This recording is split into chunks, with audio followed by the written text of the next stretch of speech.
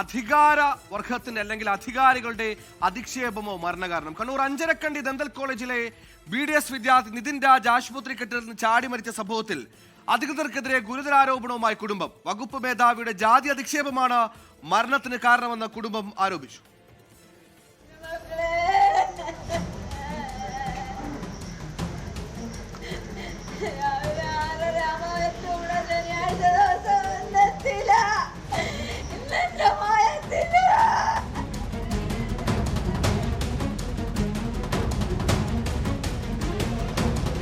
കോളേജിലെ വകുപ്പ് മേധാവിയുടെ മാനസിക പീഡനമാണ് മരണത്തിന് കാരണമെന്നാണ് കുടുംബത്തിന്റെ ആരോപണം.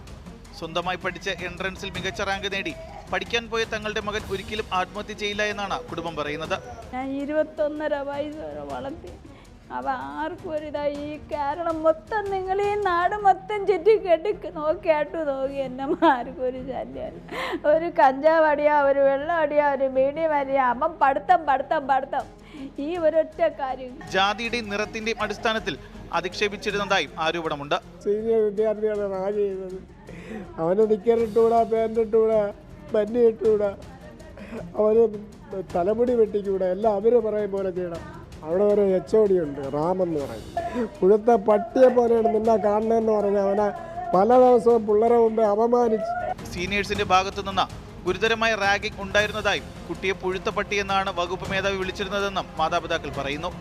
ഇതിനു മുൻപും കോളേജിലെ ഒരു വിദ്യാർത്ഥിനി ആത്മഹത്യ ചെയ്തിരുന്നു. സംഭവത്തിൽ കേസ് നൽകാൻ ഒരുങ്ങുകയാണ് കുടുംബം. ജിബിൻ JB 24 തിരുവനന്തപുരം.